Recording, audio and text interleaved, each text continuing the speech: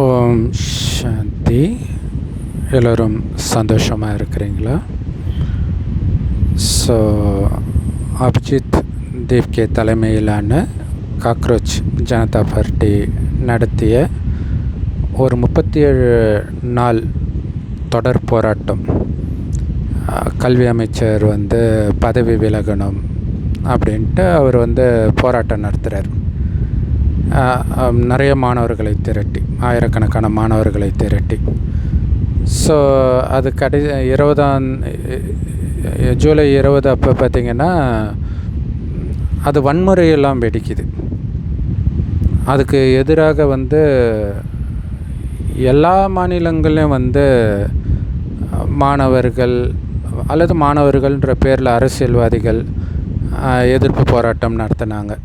So Abhijit அமெரிக்காவில் இருந்ததுனால நிறைய பேருக்கு இது அமெரிக்கா உடைய தூண்டுதல்னால் நடக்குது அப்படின்னு சொன்னாங்க. அதுக்கான வாய்ப்பும் இருக்குது. ஏன்னா சுற்றி ஸ்ரீலங்கா, பங்களாதேஷ் எல்லா இடத்துலையுமே இந்த மாதிரி மக்கள் புரட்சின்னு அந்த நாட்டை சீர்குலைக்கக்கூடிய விஷயம் நடந்தது. ஸோ அந்த மாதிரி ஒரு விஷயத்தை நோக்கி இது போகுது. ஸோ இதை நம்ம அரசாங்கம் மிக அற்புதமாக கையாண்டு இருக்குது. ஏன்னா யோசிச்சு பாருங்கள், சப்போஸ் இந்திரா காந்தி இப்போ பிரதமராக இருந்திருந்தால் எப்படி கையாண்டு இருப்பாங்கன்னு யோசிச்சு பாருங்கள். ஸோ அவங்கள ஒரு தைரியமான பெண்மணி அப்படின்னு சொல்லுவாங்க. ஸோ அதை பாசிட்டிவாக சொல்கிறது. அது ஆக்சுவலாக எமர்ஜென்சி நிறைய பேரை பிடிச்சி உள்ளே போட்டு இந்த மாதிரி நிறைய விஷயங்கள் நடந்தது. ஆனால் அது அந்த காலகட்டத்துக்கு வேணால் அது ஓகேவாகும். இப்போ அதே மாதிரி இந்திரா காந்தி மாதிரி ஆனால் என்ன ஆகும் அப்படிங்கிறத நம்ம பங்களாதேஷ், ஸ்ரீலங்கா அங்கெல்லாம் பார்த்தோம். எல்லா காலகட்டத்திலும் அது எடுபடாது. பார்லிமெண்ட்டை நோக்கி இவங்க போகும்பொழுது தான் லத்தி சார்ஜ் எல்லாம் வருது. ஏன்னா அது ஒரு பயங்கரமான த்ரெட்டு ஒரு தேசத்துக்கு. ஸோ அந்த நேரம் லத்தி சார்ஜ் எடுத்ததை மட்டும் போட்டுட்டு பாருங்கள் எப்படி பண்ணிட்டாங்க போலீஸு. ஆனால் இவங்களும் போலீஸை பயங்கரமாக தாக்குதல் நடத்தியிருக்கிறாங்க, வண்டி மீது தாக்குதல் நடத்தியிருக்கிறாங்க. இந்த மாதிரி விஷயங்களும் நடந்துருக்குது. ஸோ இவங்க இதை இதே தான் உலக அளவில் அந்த நாடுகளுக்கு இடையில் யுத்தமும் அப்படி தானே. இல்லை இஸ்ரேலில் சில வீடியோஸ் காட்டும், பாருங்கள் எங்களை என்ன பண்ணியிருக்கிறாங்கன்ட்டு. ஈரான் சில வீடியோஸ் காட்டும், பாருங்கள் எங்களை என்ன பண்ணியிருக்கிறாங்கன்ட்டு. ஸோ இப்படி மாற்றி மாற்றி நடக்க ஆரம்பிச்சிடும். ஆனால் இதில் இந்த சிஜேபி தலைவர் அபிஜித் சொன்னது என்னென்னா, டக்குன்னு அந்த தீவிரவாதம் பண்ணவங்க எங்கள் ஆட்கள் கிடையாது அப்படின்னு சொல்லிட்டாங்க.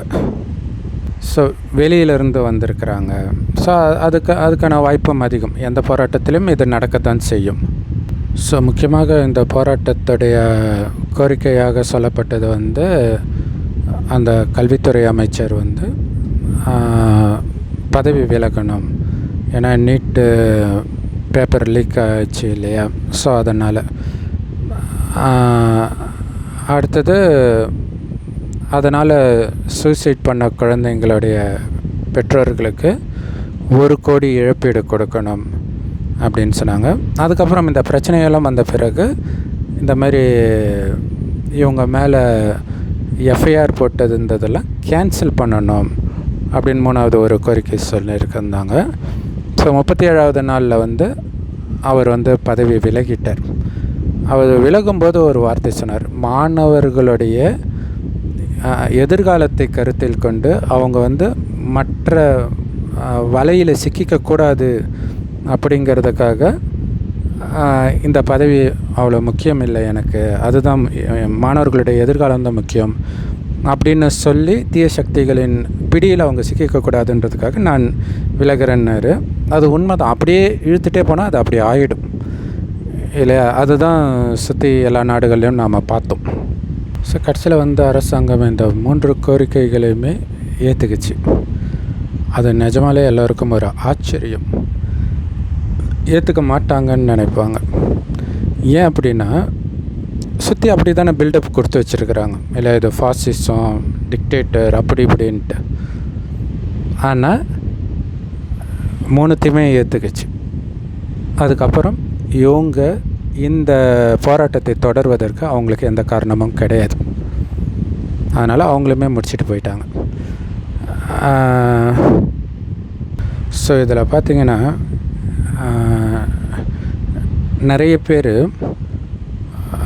என்ன இது மாணவர்கள் இப்படி ஏன் இந்த போராட்டத்தை இழுக்கணும், ஆரம்பத்தில் கூப்பிட்டு பேசலாம்ல அப்படி இப்படின்னு சொன்னவங்க கூட இப்போ இந்த மாதிரி சுமூகமாக முடிஞ்சோடனே ஆஹா இளைஞர்களின் சக்தியின் முன் தலை வணங்கியது அரசாங்கம் அப்படி இப்படின்ட்டு பேச ஆரம்பிச்சிட்டாங்க.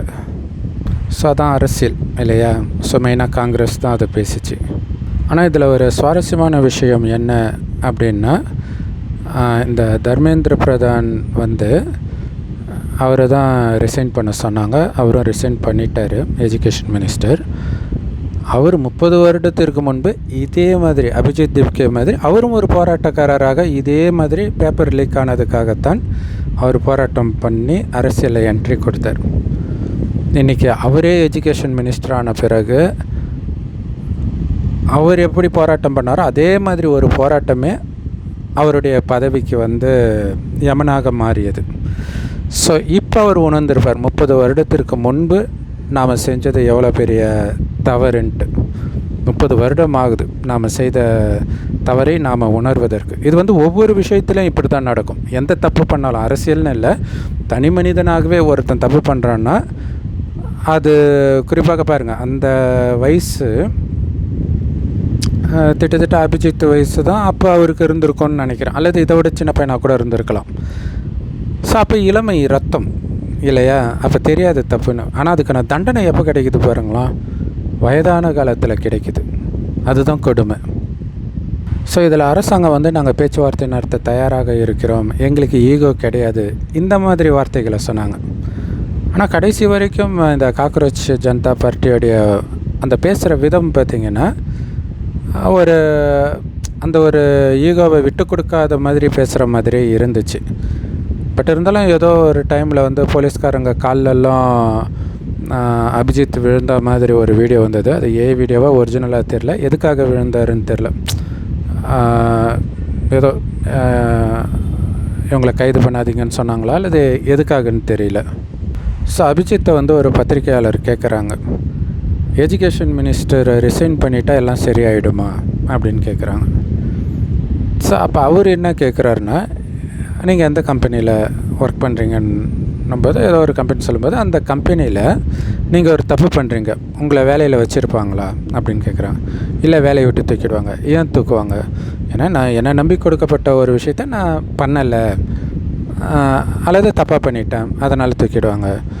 ஸோ அந்த மாதிரி ஒரு துறையை இவங்களை நம்பி ஒப்படைக்கப்பட்டு இருக்குது.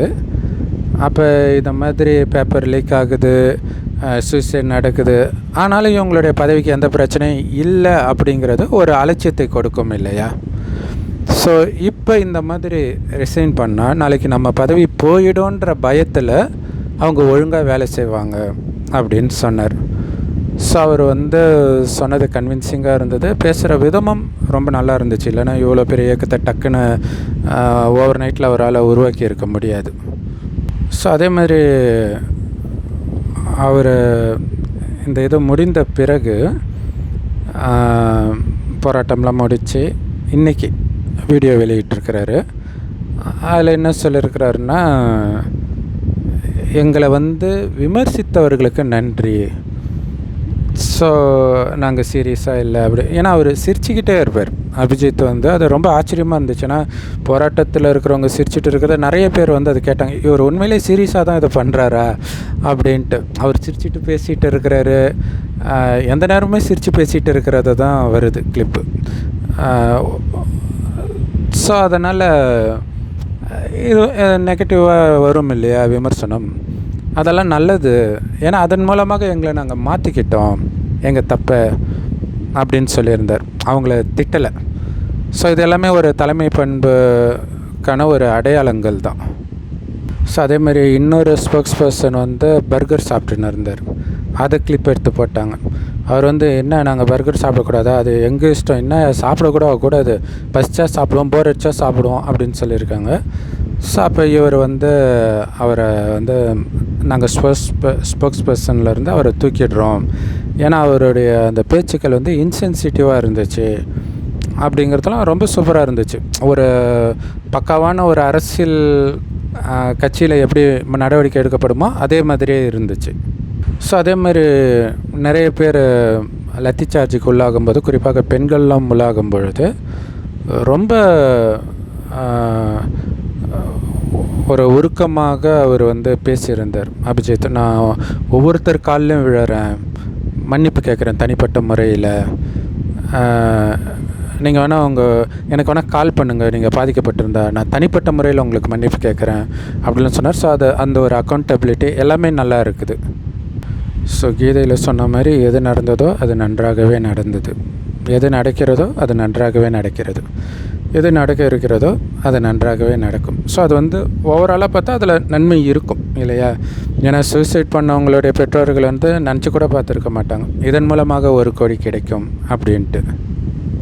அடுத்தது அரசாங்கத்தின் சைடில் என்ன நன்மை அப்படின்னா, இந்த மாதிரி ஒரு சின்ன விஷயந்தானே, இதுக்கு அனுமதி கொடுக்கறதுல என்ன ஆகிட போகுது அப்படின்னு அலட்சியமாக நினைத்தது அவங்களுக்கு ஒரு பெரிய பிரச்சனையாக முடிஞ்சது வந்து அவங்களுக்கு அது ஒரு இனிமேல்ட்டு இப்படி விட்டுறக்கூடாது அப்படிங்கன்னு இருப்பாங்க.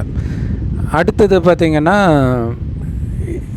இதற்காக அவங்க பயன்படுத்திய ஆப்புகள், இன்டர்நெட் இல்லாமலே சில ஆப்புகளை பயன்படுத்தி, ஏன்னா இன்டர்நெட்லாம் லாக் பண்ணிட்டாங்க, அப்பயும் ஒருத்தருக்கு ஒருத்தர் கம்யூனிகேஷன் இருக்குதுன்னா அதுக்கு சில ஆப்புகள் இருக்குது. ஸோ அதையெல்லாம் உடனடியாக பிளாக் பண்ணி அந்த சைபர் செக்யூரிட்டியெல்லாம் இன்னும் ஸ்ட்ரென்தன் பண்ணுறதுல வந்து ரொம்ப கவனம் கொடுத்துருக்குறாங்க. இன்னொன்று, அந்த நம்ம கட்சியில் இருக்கிற எல்லோருமே இனிமேல் சோஷியல் மீடியாவில் ஆக்டிவாக இருக்கணும். ஏன்னா சோஷியல் மீடியா வச்சு ஒரு ஆளுங்கட்சிக்கு, அதாவது தேசிய கட்சிக்கு எதிராகவே, சென்ட்ரல் கவர்மெண்ட்டுக்கு எதிராகவே ஒரு குழுவை திரட்ட முடியும்னா அது சாதாரண விஷயம் இல்லை. அப்போ அது வந்து சோஷியல் மீடியாவுடைய பவர். ஸோ அதில் எல்லோரும் ஆக்டிவாக இருக்கணும் அப்படின்னு சொல்லியிருக்கிறாங்க. ஸோ அது ஆக்சுவலாக டிஎம்கே கூட அது விஜய் அவர்கள் ஆட்சிக்கு வந்த பிறகு அவங்களுமே இதை சொல்லியிருக்கிறாங்க. ஆக்சுவலாக ட்ரம்ப் அவர்கள் ஆட்சிக்கு வந்ததுக்கு காரணமே சோஷியல் மீடியா தான் அப்படின்னு சொல்லுவாங்க. ஸோ இந்த போராட்டம் வெற்றியா அப்படின்னா, மேலோட்டமாக பார்த்தா வெற்றின்னு தோணும். ஆனால் இதில் எத்தனை பேர் உதவாங்கினாங்க, இல்லை எத்தனை பெண் குழந்தைங்க உதவாங்கினாங்க. ஸோ நிறைய விஷயங்கள் இல்லை, ஏதோ லத்தியில் ஆணி வச்செல்லாம் அடித்ததெல்லாம் சில வீடியோக்கள் வந்துச்சு, உண்மையானு தெரியல. அதெல்லாம் வந்திருந்தால் அது வந்து வாழ்நாள் ஃபுல்லாக அவங்க உடம்புல அந்த வடு இருக்கும், பயமும் இருக்கும், பதற்றமும் இருக்கும் இல்லையா, லைஃப் லாங் ட்ராமாவாக அது இருக்கும். நீங்கள் உலக யுத்தங்கள்லாம் பாருங்களாம், எதிரி நாடை பயங்கரமாக அடிச்சுட்டு நாங்கள் இப்போ வந்து அமைதியாக இருக்க தயாராக இருக்கிறோன்னுவாங்க, அடிச்சிடுவாங்க. அப்படின்னா என்ன அர்த்தம்னா, உனக்கு பயந்துட்டு நான் அமைதிக்கு தயாராக இல்லை, உன்னை விட நான் டாமினேட்டுன்னு காட்டுறதுக்காக. ஸோ அதே விஷயங்கள் தான் இங்கேயுமே நடந்துகிட்டு இருக்குது. ஜல்லிக்கட்டு போராட்டத்துலேயும் அதான் நடந்துச்சு இல்லையா? ஜல்லிக்கட்டு போராட்டத்துலேயும் பயங்கரமாக அடியெல்லாம் வாங்கினாங்க. அதுக்கப்புறம் எல்லாத்தையும் கலைச்சி எல்லாம் முடித்த பிறகு அப்படி ஒரு சட்டம் வந்ததே தவிர, இவங்க பண்ணதுனால தான் அந்த சட்டம் வந்துச்சுன்னு சொல்ல முடியாத மாதிரி அதை கலைச்சிட்டாங்க. ஸோ ஏன் அப்படின்னா, அந்த கவர்மெண்ட் பலகீனமாக இருக்குதுன்ற எண்ணம் கூட வரக்கூடாதுன்றதுக்காக. ஸோ அப்போ அந்த போராட்டத்துக்கு போகிறாங்கன்னா கண்டிப்பாக சிலர் பலியாகியே தீருவாங்க, அது எந்த போராட்டமாக இருந்தாலும் சரி. அது மட்டும் இல்லை, போராட்டத்தை நடத்துகிறவங்களே கூட நிம்மதியாக இருப்பாங்க. ஜல்லிக்கட்டு போராட்டமாக இருக்கட்டும், இதில் கூட அபிஜித் அவரே சொல்லியிருக்கிறார் அந்த வீடியோவில் இன்றைக்கி ரிலீஸ் பண்ணும்போது, 37 நாள் அந்த போராட்டம் சாதாரணமானது கிடையாது, ரொம்ப கடுமையானது. இன்றைக்கி தான் நான் நிம்மதியாக தூங்கினேன்றேன், என்னுடைய கட்டில் நிம்மதியாக அடுத்து என்ன நடக்குமோன்ற அந்த எண்ணம் இல்லாமல் தூங்கினேன். அது என்னென்னா, இன்டைரக்டாக சொல்கிறது என்னென்னா, பயம் இல்லாமல் தூங்கினேன்றது. அது ஒரு பதட்டம் இருந்துக்கிட்டே இருக்கும், அது அவங்களுக்குள்ள உடல் ரீதியாக பயங்கரமாக பாதிப்பை ஏற்படுத்தும். அது போக போக அவங்களுக்கு தெரியும். இன்னும் 10 வருடத்தில் அவங்க வாழ்க்கையில் ஏதோ ஒரு பிரச்சனை வரும்போது டக்குன்னு அந்த உடம்பால் தாங்க முடியாது. அதுக்கு இந்த 37 நாள் காரணமாக இருக்கும். ஸோ அடி வாங்கினவங்களுக்கு கேட்கவே தேவையில்லை, அது வந்து கற்பனை கெட்டாத வலியை ஏற்படுத்தும். ஆனால் இதோடைய பலனை யார் அனுபவிக்க போகிறாங்களோ அவங்க இந்த போராட்டத்தில் கலந்தே இருக்க மாட்டாங்க இல்லையா? நல்லா படிக்கிற பசங்க எதுக்கு போய் போராட்டத்தில் கலந்துக்க போகிறாங்க? ஆனால் அவங்க தான் பலனை அனுபவிப்பாங்க. அப்போ அவங்க பலனை அனுபவிக்கிறதுக்கு கருவியாக இவர்கள் செயல்படுறாங்க, அவ்வளோதான். அதுக்கான தண்டனையும் சேர்த்து அனுபவிக்கிறாங்க. ஆனால் இந்த போராட்டம் நடக்காட்டினாலும் இது சீரியஸாக எடுத்துக்கப்படும். ஆனால் போராட்டம் நடந்ததுனால இன்னும் அதிகமாக சீரியஸாக எடுத்துக்கப்படலாம். ஆனால் சீரியஸாக எடுத்துக்கப்பட்டாலும் லீக்கே ஆக வாய்ப்பே கிடையாது அப்படின்னு நம்ம சொல்லவே முடியாது. ஏன்னா மனிதர்கள் தானே செட் பண்ண போகிறாங்க. அந்த மனிதன் சுயநலவாதியாக இருந்தால் குறைஞ்சபட்சம் அவங்க ரிலேஷனுக்காவது சொல்லுவான்ல, அவங்க பையனுக்காவது சொல்லுவான்ல. ஸோ வரலாறு பார்த்திங்கன்னா நிறைய ஒருத்தர்கிட்ட இந்த ஆட்சியை பிடிப்பாங்க ரொம்ப பயங்கர ஃபோர்ஸோட. கடைசியில் அவங்களோட நிலைமை பார்த்திங்கன்னா அவங்கள சுற்றி ஹிட்லருடைய கதை, சதாம் ஹுசேனோட கதை, இன்னும் போரில் நிறைய முகலாய மன்னர்களுடைய கதை எல்லாமே இப்படி தான் இருக்கும். அவங்க அதுலேருந்து தப்பிக்க முடியாத மாதிரி ஒரு ட்ராப்பில் மாட்டுவாங்க. ஏன் தெரியுமா? அந்த இளமை திமிரில் அவங்க ஆடினதுக்கான தண்டனை. இப்போ என்னென்னா இது நல்லதுக்கு தானே பண்ணோம் அப்படின்னு நமக்கு தோணும். கிடையவே கிடையாது. காமம், கோபம், பற்று, பேராசை, அகங்காரம் இது பாவம். இதுக்கு நீங்கள் என்ன காரணம் சொன்னாலும் சரி, மனைவியோட தானே காமம் வச்சா அது பாவமா? கண்டிப்பாக பாவம்தான். அதோடைய விளைவு தான் இன்றைக்கி திரும்புகிற பக்கமெல்லாம் பாலியல் குற்றத்தை பார்த்துட்டு இருக்கிறோம். அடுத்தது கோபம். நல்ல விஷயத்துக்கு தானே கோபப்பட்டேன் அப்படின்னும் பொழுது, இப்போ நம்ம மந்திரி அவர்கள் 30 வருடத்துக்கு முன்பு நல்ல விஷயம் நினச்சி தான் அது கோபப்பட்டிருப்பார். அப்படியே நினச்சி தான் இப்பயும் கோபப்பட்டிருக்கார். ஆனால் அது எந்த அளவுக்கு இவரை பாதிக்குது, இவருடைய ஈகோ, இத்தனைக்கும் கல்விக்கு நிறைய விஷயங்கள் இவர் பண்ணியிருக்கிறாருன்னெலாம் சொல்கிறாங்க. ஸோ இவ்வளவும் பண்ணி யாரோ ஒருத்தர் பண்ண தப்புனால நான் மாட்டிக்கிட்டேனே அப்படிங்கிறது மிகப்பெரிய வலியை ஏற்படுத்தும். ஸோ நான் காலேஜ் படிக்கும்போதுமே எனக்குமே இந்த மாதிரி ரிபல் ஆட்டிடியூடு இருந்தது, எதிர்க்கிற குணம் ரொம்பவே. ஸோ அதில் எங்கள் காலேஜ் ஹெச்ஓடி டூர் கண்டக்ட் பண்ணுறேன் நார்த் இந்தியாவுக்குலாம் போகிற மாதிரி அப்படின்னாரு. எல்லோரையும் ஒவ்வொருத்தராக கேட்குறாரு, ஓகே தானே ஓகே தானே ஓகே தானே அப்படின்ட்டு. ஆந்திரா, கேரளா நிறைய பசங்க இருந்தாங்க. தமிழ்நாட்டில் ரொம்ப கம்மியான பசங்க தான், 2 பேர் 3 பேர் தான் இருந்தோம். அப்போ என்னை கேட்கும்போது என்னால் வர முடியாது அப்படின்ட்டு ஏதோ ஒரு ரீசன் சொன்னேன். அப்போ அன்றைக்கி சாயங்காலம் அப்போ அவர் திட்டினார். இப்போ நீ ஒருத்தன் வரமாட்டேன்னு சொன்னால் இதே நாளைக்கு இன்னொருத்தன் 1 2 ஆகும் 4 ஆகும் அப்படின்லாம் சொல்லிட்டு இருந்தார். அதுக்கப்புறம் ஒரு ஃப்ரெண்டு, கேரளாவை சார்ந்த ஒரு ஃப்ரெண்டு, முஸ்லீம் ஃப்ரெண்டு, அவன் ஒன்று சொன்னான். என்னென்னா, மச்சி நீ எதுக்கு அதை சொன்ன அப்படின்னா. ஏன் எனக்கு இன்ட்ரெஸ்ட் இல்லை அப்படின்னா. எனக்கு தான் இன்ட்ரெஸ்ட் இல்லைன்னா. அப்போ நீ வரேன்னு சொன்ன. இதெல்லாம் முதல்ல டூர்லாம் போக மாட்டாங்க, எப்படி சொல்கிற அப்படின்னா. பாரு நீ அப்படின்னு சொன்னான். ஸோ அது ரொம்ப ஆழமான ரகசியம் இல்லையா? ஏன்னா அவங்க மனசில் என்ன இருக்குதோ அதுதான் நடக்கும். மெஜாரிட்டி மனசில் என்ன நடக்குதோ அதுதான் நடக்கும். அவங்க அதை வெளியில் சொல்லாட்டினாலுமே கூட. ஸோ இதை அந்த ஃப்ரெண்ட் அவ்வளோ அழகாக ரொம்ப மெச்சூர்டாக இருப்பான் அப்போவே. ஸோ வாழ்நாள் ஃபுல்லாக மறக்கக்கூடாத லெசன் அது இல்லை. நமக்கு ஒரு விஷயம் அநியாயம் நடக்குது அப்படின்னா, ஒன்று நம்ம செஞ்ச கர்மாவனால் நடக்கும், அல்லது நடந்துடும் அப்படின்னு நீங்கள் நினைக்கிறீங்க அப்படின்னா ஜஸ்ட் உங்கள் கிட்ட அப்படியே நின்றுடும். அது உங்களுக்கு அந்த பாவக்கர்மா இல்லைன்னா நீங்கள் கவலைப்பட தேவையில்லை. அப்படி பாவக்கர்மா இருந்துச்சுன்னா நீங்கள் எவ்வளோ தான் எச்சரிக்கையாக இருந்தாலும் கண்டிப்பாக அது உங்களை விடாது. ஸோ மொத்தத்தில் நடக்கிறது நடந்தே தீரும். ஆனாலும் அதில் நன்மை இருக்கும். என்ன, முதல்ல உங்களுடைய பாவக்கர்மா முடிஞ்சிடுச்சாங்க, தண்டனை கிடச்சோடனே அது கணக்கு டேலி ஆயிடுச்சு, அதுவே ஒரு நன்மை தானே. ஸோ ஒரு விஷயம் என்னென்னா, இங்கே இந்த போராட்டத்தில் இருந்தவங்களும் நிம்மதியாக இல்லை இல்லையா? தலைவரும் நிம்மதியாக இல்லை. அடி வாங்கினவங்க கண்டிப்பாக நிம்மதியாக இருக்க மாட்டாங்க இப்போவுமே. அப்போ இத்தனை பேர் அமைதியை இழந்து ஒரு நல்ல விஷயத்தை பண்ண முடியுமா? அமைதியை எடுத்துகிட்டு வர முடியுமா? இல்லை இவங்க 20 பேர் இறந்துட்டாங்க, அவங்க பெற்றோர்கள் நிம்மதி இல்லாமல் இருப்பாங்க அப்படிங்கிறதுக்காக தான் இவங்க இந்த போராட்டம் நடத்தின மாதிரி தெரியுது இல்லையா? அவங்களுக்கு 1 கோடி இழப்பீடு கொடுக்கணும் அப்படிங்கிற மாதிரி. அப்போ அவங்க காசு வந்தோடனே நிம்மதி கிடைக்குமா அது தெரியல நமக்கு. பட் ஆனால் இவங்களுக்கு நிம்மதி இல்லை. அப்போ இது ஒர்த்தா?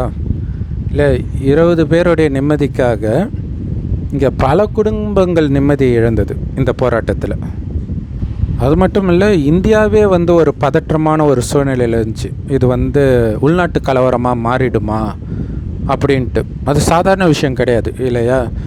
ஒரு நாட்டே சிதைக்கக்கூடிய ஒரு விஷயமாக மாறிடும் திடீர்னு. ஸோ இதை பக்காவாக ஹேண்டில் பண்ண அரசாங்கத்துக்கு தான் உண்மையான வெற்றி. மற்றபடி போராட்டம் பண்ணவங்களுக்கு இப்போ வெற்றி கிடைச்ச மாதிரி இருக்கும். ஆனால் இது நீண்ட கால தோல்வி. ஏன்னா அவங்களுடைய வாழ்க்கையை, அவங்க கேரக்டரே மாற்றிடும். அந்த கேரக்டர், அந்த ஒரு அட்டமெண்ட்டாக இருக்கிறது இல்லை, கடைசி வரைக்கும் நாங்கள் விட மாட்டோம் அப்படி தானே சொல்லிகிட்டு இருக்கிறாங்க. அந்த கேரக்டர் அவங்களுடைய வாழ்க்கையில் ஒவ்வொரு இடத்துலையும் பிரதிபலிக்கும். அது அவங்களுடைய வாழ்க்கையில் எந்த உறவுகளோடவும் நிம்மதியாக இருக்க விடாது. சின்ன சின்ன பிரச்சனைகள்லாம் அவங்களுக்கு பெருசாக தெரியும். நீ மாறணும்னு மற்றவங்களே மாற்றிக்கிட்டே இருப்பீங்க.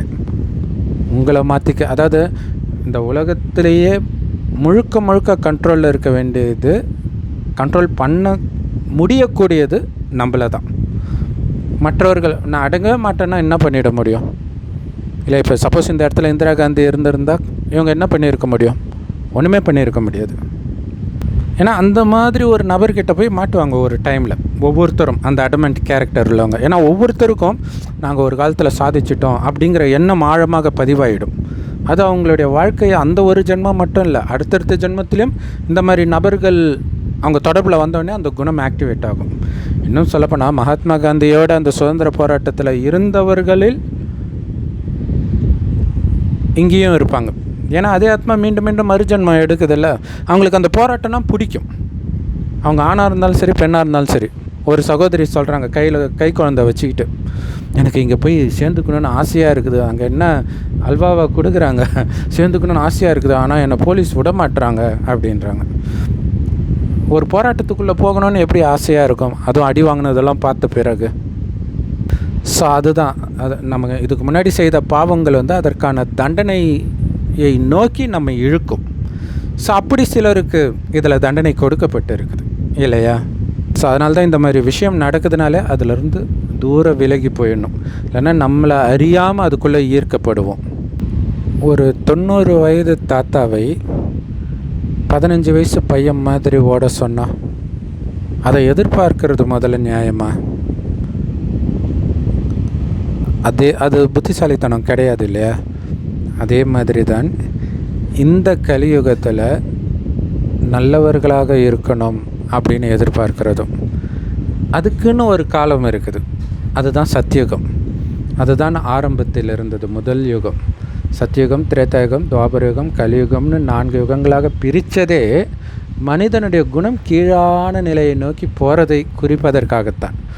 ஆரம்பத்தில் 100% பக்காவாக இருக்கும். அதாவது இவங்க எதிர்பார்க்குறது என்னென்னா, சத்தியுகத்தில் இருக்கிற மாதிரி மனிதர்கள் இங்கே இருக்கணும்னு எதிர்பார்க்குறாங்க. சத்தியுகத்தில் இருந்தவர்களைத்தான் நாம் இன்றைக்கி கோயில் கட்டி கும்பிட்றோம். அப்போ புத்திசாலிகள் என்ன பண்ணுவாங்கன்னா, கலியுகத்தில் இருக்கிறவங்க நீ சத்தியுகத்தில் இருக்கிற மாதிரி நட, சத்தியுகத்தில் இருக்கிற மாதிரி நடன்ட்டு நாம் ஃபோர்ஸ் பண்ணுறதே நம்மளை இன்னும் கலியுகவாசியாக மாற்றும். ஏன்னா நிறைய பேர் அப்படி இல்லை, இது அநியாயம், நான் இதை எதிர்க்க போகிறேன். நாங்கள் சின்ன வயசில் இருக்கும்போது யமுனா இருந்த எனக்கு என்னன்னு ஒரு படம் வந்தது, அதான் நினைக்கிறேன் பேர். டாக்டர் ராஜசேகர் நடித்த படம். அப்படி வெறித்தனமாக இருக்கும். ஆனால் அதெல்லாம் எவ்வளோ முட்டாள்தனமான படம்ன்றது இப்போ தான் தெரியுது இல்லையா? அது நம்மளை தீவிரவாதிகளாக ஆக்கக்கூடிய படங்கள் அது. ஆக்சுவலாக ஒரு விதத்தில் அது அந்த மாதிரி ஒரு கொள்கை கொண்ட இயக்கமாக தான் சிஜேபி வருது. ஸோ இன்றைக்கி வீட்டுக்கு வீடு பார்த்திங்கன்னா சொத்து பிரச்சனை இருக்கும். அப்படின்னு என்ன அர்த்தம்? எப்படியோ கூட பிறந்தவங்கள ஒருத்தன் ஏமாந்தவனாகவும் ஒருத்தன் ஏமாத்துறவனாகவும் இருப்பான். வீட்டுக்கு வீடு இது நடக்கும், நடந்தே தீரும். அதான் இது கலியுகம். வீட்டுக்கு வீடு ராமாயணம்னு சொல்கிறோம்ல, ராமாயணம் என்ன சொத்து பிரச்சனை தானே, மகாபாரதமும் அதுதான் இல்லையா? ஸோ அப்போ அதான் கலியுகம்.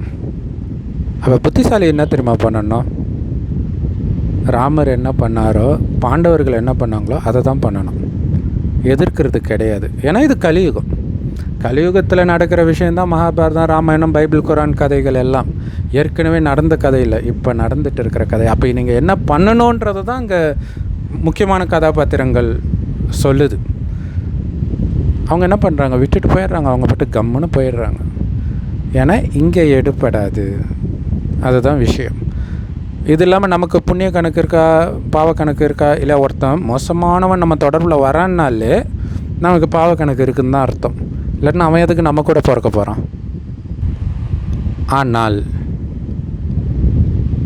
சத்தியுகம் வரப்போகுது. ஏன்னா கலியுகம் அழியிறதுக்கு 100 வருடத்துக்கு முன்பு தான் இறைவன் இந்த ஞானத்தை ஒரு வயோதிகர் உடலில் வந்து சொல்கிறார். அந்த வயோதிகருக்கு பிரம்மான் பேர் வைக்கிறார். அவர் வாய் வழியாக இந்த ஞானத்தை கேட்குறவங்க தான் பிரம்மகுமார் குமாரிகள். அந்த ஞானம் முரளின்னு சொல்லுவோம். எல்லா பிரம்மகுமாரிகள் ராஜயோக தியான நிலையத்திலும் முற்றிலும் இலவசமாக கிடைக்கிது. யூடியூப் வெப்சைட்ஸ்லையும் இருக்குது. நம்ம வாட்ஸ்அப் சேனலில் ரெகுலராக போஸ்ட் போடுவோம். அதோட லிங்க் இந்த வீடியோக்கு டிஸ்கிரிப்ஷனில் இருக்கும். இல்லைனா நீங்கள் பிகே சரவணகுமார் தமிழ் முரளின்னு சர்ச் பண்ணால் கூட கிடைக்கும். அதுதான் இறைவன் கொடுக்குற நேரடி ஞானம். இந்த 5000 வருட காலச்சக்கரத்தை பற்றி சொல்கிறார். கலியுகம் அழிந்து சத்தியுகம் வரப்போகுது. இன்னும் கொஞ்சம் நேரம் பொறுத்துக்கோங்க இல்லையா? இதன் மூலமாக நீங்கள் தண்டனை அனுபவிக்கிறதுலேருந்து தப்பிச்சிடுறீங்க. நீங்கள் எதிர்க்கிறதுனால தண்டனை அதிகமாக தான் ஆகும். ஸோ ஆனால் நீங்கள் அமைதியாக இருக்கும் பொழுது, சிரித்த முகம் மாறாமல் இருக்கும் பொழுது, சிரித்தவர்கள் மட்டுமே இருக்கக்கூடிய சொர்க்கத்தில் நீங்கள் ஜென்மம் எடுக்க ஆரம்பிச்சிடுவீங்க. அந்த உலகம் வந்துடுச்சு, பக்கத்தில் வந்துடுச்சு. இதைத்தான் இயேசு பரலோக ராஜ்யம் சமீபத்தில் இருக்கிறதுன்னு சொல்கிறது. கொஞ்சம் பொறுத்துக்கோங்கன்னு அர்த்தம். ஆனால் நீங்கள் எதிர்க்க ஆரம்பிக்கிறீங்க அநீதியை அப்படின்னா அதுதான் தேவை கலியுகத்துக்கு, அந்த அசுர குணம் வர்றது. ஸோ இப்படித்தான் நமக்குள்ளே அசுர குணம் வர்றது. நல்லவர்களுக்குள்ளே எப்படி அசுர குணம் வரும்னா, கெட்டவர்கள் உங்களை நோண்ட அசுர குணம் வந்துடுது. அப்போ நீங்கள் தோத்துடுறீங்கன்னு அர்த்தம். அப்பையும் நீங்கள் நல்லவனாகவே அமைதியாகவே இருந்தீங்கன்னா அப்போ தான் ஜெயிக்கிறீங்க. ராமர் அந்த சொத்தை விட்டுட்டு, ராஜ்யத்தை விட்டுட்டு காட்டுக்கு போகிறார் பாருங்க, ஜெயிக்கிறார். ஏன்? சொர்க்கத்துக்கு வருவதற்கு தகுதி அடைகிறார். அதுதான் திரும்ப வரும்போது 14 வருடம் கழித்து நீ 14 வருடம் வனவாசம் போ அப்படின்னு யாராவது சொல்லுவாங்களா? சொத்தை அபகரிக்கிறோம் மொத்தமாக போடான்னு தானே சொல்லுவான். அதை யோசிக்கணும் நாம்.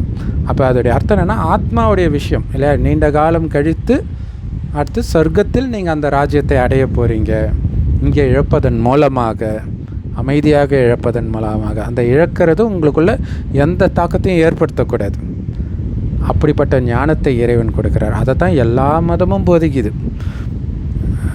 எல்லா மதத்துலேயுமே பாருங்கள், பைபிள் குரானில் பார்த்திங்கன்னா ஒரு கதை வரும், ஏசையா யாக்கோபுன்ட்டு. அதில் ஏசையா அவங்க தம்பியை கொல்றதுக்கு துடிப்பான். இதே மாதிரி ஒரு சொத்து பிரச்சனை தான். அதில் டைரெக்டாக அப்படி சொல்லப்பட்டிருக்காது.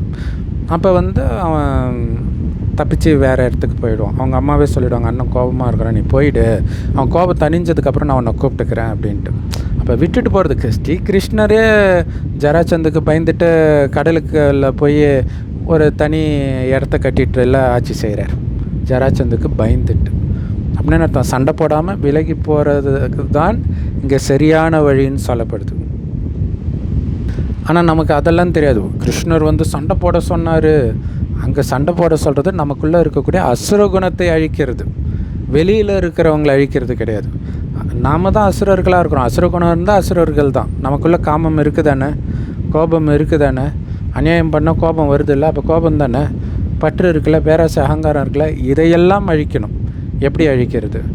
இறைவன் சொல்கிறார், இது எதுவுமே இல்லாத என்னை கெட்டியாக பிடிச்சிக்கோன்னு இறைவன் சொல்கிறார். கடவுள்கிட்ட காமம் கிடையாது, கோபம் கிடையாது, பற்று கிடையாது, பேராசை கிடையாது, அகங்காரம் கிடையாது. மொத்தத்தில் அவருக்கு உடம்பே கிடையாது. கடைசி 100 வருடம் வேறு ஒருத்தர் உடம்புல வரார். அவர் குழந்தையாக பிறக்கலை. அந்த இன்னொருத்தரோட உடம்புல அவர் வர்றதை தான் அவருடைய வாகனம் நந்தி அப்படின்னு சொல்லிட்டாங்க. ஸோ அந்த கடவுளைத்தான் சிவன் இந்துக்களும், அல்லான்னு முஸ்லீம்களும், பரமபிதான் கிறிஸ்தவர்களும் சொல்கிறோம். கடவுள் ஒருத்தர் தான், அவருக்கு உடம்பு கிடையாது, ஜோதி ரூபமாக இருக்கிறார். அந்த ஜோதியுடைய நினைவாக தான் லிங்க ரூபம் வைக்கப்பட்டு இருக்குது. கும்பிட்றது பக்தி. இப்போ கும்பிட்றது கிடையாது, இறைவனை நினைக்கிறீங்க. செவ்வானத்தில் நட்சத்திரம் மாதிரி உங்களை ஆத்மானு உணர்ந்து, ஆத்மானா உயிர், அது பூர்வமத்தில் நட்சத்திரம் மாதிரி ஜொலிக்குது. அதனால தான் இங்கே போட்டு வைக்கிறோம். உங்களை ஆத்மானு உணர்ந்து சிவபரமாத்மாவை சதா நினைவு பண்ண உடல்ன்ற உணர்வை மறந்து ஆத்மான்ற உணர்வில் நிலை பெற ஆரம்பிப்பீங்க. ஏன்னா சொர்க்கத்தில் எல்லாரும் ஆத்மான்ற உணர்வில் தான் இருப்பாங்க.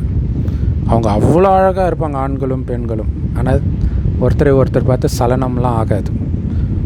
ஏன்னா ஆத்மா அவ்வளோ பவர்ஃபுல்லாக இருக்கும். ஆத்மாவில் கவனம் இருக்கிறதுனால உடலை பார்க்க தான் ஆத்மா பலகீனமாகுது. அந்த உடலை பார்க்குற பழக்கம் எப்போ வருது?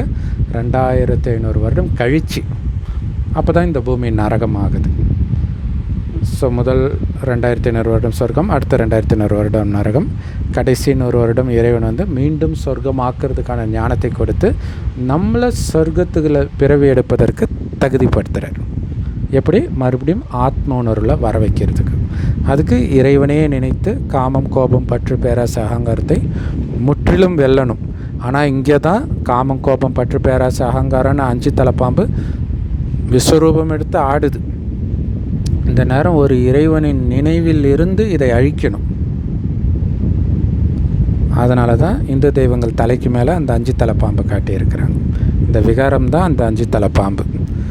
ஸோ இதை அழிக்கணும்னா ஒரு இறைவனை தவிர வேறு எதுவுமே உங்கள் கண்ணுக்கு தெரியக்கூடாது. இங்கே வரக்கூடிய பிரச்சனைகள் எல்லாம் நீங்கள் சிரித்த முகத்தோடு கடந்து போகிறீங்கன்னா சொர்க்கத்தில் உங்களுக்கு சேமிப்பு அதிகமாகிட்டே இருக்குதுன்னு அர்த்தம். சொர்க்கத்தின் உங்களுடைய ஆயுள் அதிகமாகிக்கிட்டே இருக்குதுன்னு அர்த்தம். ஸோ இது தெரிந்தால் நாம் இங்கே காம வயப்பட மாட்டோம், கோபப்பட மாட்டோம், பற்று பேராசை அகங்காரத்தில் சிக்க மாட்டோம். ஆனால் இது வந்து உங்கள் மைண்டில் ஆழமாக பதியணும். அதுக்கு தான் தினம் தினம் இந்த முரளி கேட்கணும். இறைவன் நினைவிலே இருப்பதற்கான முயற்சி பண்ணிக்கிட்டே இருக்கணும். சாரம் இது தான். உங்களை ஆத்மானு வந்து சிவபரமாத்மாவை சதா நினைவு பண்ணிக்கிட்டே இருக்கணும். இது மட்டும்தான் இறைவனுடைய வழி.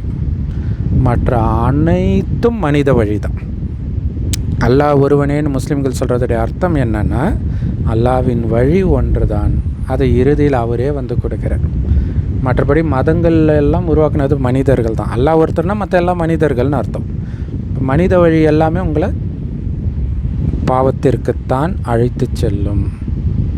ஸோ 20 பேர் தற்கொலை பண்ணுறாங்கன்னா எல்லோரும் தற்கொலை பண்ணலையே. அப்போ அந்த 20 பேர்கிட்ட தானே ஏதோ பிரச்சனை இருக்குது. அந்த அளவுக்கு பலகீனமாக இருக்கிறாங்க. மீண்டும் அந்த மாதிரி ஒன்று நடக்கக்கூடாதுன்னா அவங்கள பலப்படுத்துறதுக்கு என்ன பண்ணணும் அப்படின்ற விஷயத்தை சொல்கிறவன் தான் உண்மையிலே சமுதாயத்தின் மீது அக்கறை கொண்டவன். இன்னும் மற்றவர்களை பலகீனமாக்கக்கூடிய விஷயங்கள் தான் இந்த போராட்டத்தின் மூலமாக நடக்குது. ஏன்னா போராட்டமே பலகீனமானவர்கள் தான் பண்ணுறாங்க. ஏன்னா கோபப்படுறது, எதிர்த்து நிற்கிறது, இது எல்லாமே பலகீனம்ன்றதை புரிஞ்சுக்கணும். ஸோ மகாத்மா காந்தியின் மூலமாக ஆட்சிக்கு வந்த காங்கிரஸ், மகாத்மா காந்தி மாதிரியே அண்ணா ஹசாரேன்னு ஒருத்தர் அதே மாதிரி போராட்டம் பண்ணி தூக்கிட்டார். இதுதான் மனித வழி. மனித வழி எப்போவுமே நமக்கு ஆப்பு தான் வைக்கும். இறைவனுடைய வழி மட்டும்தான் உங்களை இந்த கலியுக துக்கக்கடல்லிருந்து கடந்து சத்தியுக சுகக்கடலுக்கு, சுகம் நிரம்பி அந்த சொர்க்கத்துக்கு அழைச்சிட்டு போகும். அங்கே உங்களுக்கு ஆரோக்கியமான உடல், அழகான உடல், அளவற்ற செல்வம், தங்கு செங்கற்களால் கட்டப்பட்ட மாட மாளிகையில் இருக்கும். இப்போ எவ்வளோ செல்வந்தராக இருப்போம்னு யோசிச்சு பாருங்கள். சிங்கமும் பசுவும் ஒன்றா தண்ணி குடிக்கும். இன்றைக்கி மனுஷன் சாப்பிட்றான்டா தம்பி பையலன்னு ஒரு பாட்டு வந்துச்சு. அதான் நடந்துகிட்டு இருக்குது இல்லையா? இவன் அவனுக்கு துக்கத்தை கொடுக்கறது, அவன் இவனுக்கு துக்கத்தை கொடுக்கறது. துக்கம் கொடுத்தாலும் அமைதியாக இருக்கத்தான் கடவுள் கற்றுக் கொடுக்குறார். துக்கம் கொடுப்பவர்களுக்கும் சுகத்தை கொடுங்கன்னு தான் கடவுள் சொல்கிறார். அதோடைய பிரதிபலிப்பாக பைபிளில் இயேசுவை சிலுவையில் ஏற்றுறவங்களும் தெரியாமல் பண்ணுறாங்க, மன்னிச்சிடுங்கன்னு இயேசு சொல்லுவார். ஆனால் ஆரம்பத்துலேருந்து இயேசு அப்படி கிடையாது, அதை புரிஞ்சுக்கணும். ஆரம்பத்தில் பயங்கர கோபக்காரர். அதே மாதிரி தான் முருகனும் ஆரம்பத்தில் கோபக்காரர், பிள்ளையாரும் ஆரம்பத்தில் கோபக்காரர். எல்லாமே ஒரே கதை தான். எந்த கதையும் நிஜத்தில் நடந்த கதை கிடையாது. இப்போ இறைவன் கொடுக்குற ஞானம் அங்கே கதைகளாக வெளிப்படுது. நம்முடைய கதை, நம்ம இதுக்கு முன்னாடி அப்படி இருந்த நம்மளை கடவுள் அப்படி பக்குவப்படுத்தி சொர்க்கத்தின் மிக உயர்ந்த பதவியாக ஸ்ரீ நாராயணனாக மாத்துறார். முயற்சி செஞ்சால் யார் வேணாலும் ஆக முடியும். ஸோ அங்கே எந்த விதமான ஊழலும் நடக்காது. காமம்னா என்னென்னே தெரியாது, பாலியல் குற்றங்கள் நடக்காது. ஆனால் இங்கே போராட்டங்கள், ஒரு நாடு படையெடுக்குது, அங்கெல்லாம் பார்த்திங்கன்னா நிறைய இந்த பாலியல் கொடுமைகள்லாம் நடக்கும். உலகம் அறிந்த செய்தி அது. அது இல்லாமலே நடந்துகிட்டு இருக்குது. ஸோ இதில் வந்து தப்பிச்சு போகிறதுக்கான வழி தான் நம்ம பார்க்கணும். இது கலியுகம். கலியுகம்னா ஜெயில். இது ஜெயிலேருந்து தப்பிச்சு போகிறதுக்கு தான் பார்க்குறவன் தானே புத்திசாலி. ஸோ ஆத்மாக்கள் எல்லோரும் சீதைகள். ராவணனுடைய ஜெயிலில் மாட்டிகிட்டு இருக்கிறோம். காமம், கோபம், பற்று, பேராசை, அகங்காரம், இந்த 5 விகாரம் ஆணிடமும் இதே 5 விகாரம் பெண்ணிடம் உள்ள இணைந்த ரூபந்தான் 10 தலை ராவணன். அவனுடைய ஜெயிலில் தான் மாட்டிகிட்டு இருக்கிறோம். எல்லாருக்குள்ளேயும் அது இருக்குது. அதை அழிக்கணும். போராட்டம் உள்ளே நடத்தணும், வெளியில் கிடையாது. எப்படி போராட்டம் பண்ணணும்? இறைவன் நினைவிலே அனைத்தையும் மறக்கணும். அந்த வெளி உலக கவர்ச்சி எதுவுமே உங்களை பிடிச்சி இழுக்காத அளவுக்கு பலசாலியாக மாறணும். இதில் தான் பலசாலி ஆகணும். இந்த பலசாலி தான் ஆஞ்சநேயர், பீமன், அர்ஜுனன் எல்லாம். உடல் பலம் கிடையாது. ஓம் சாந்தி. தேங்க்ஸ் ஃபார் வாட்சிங்.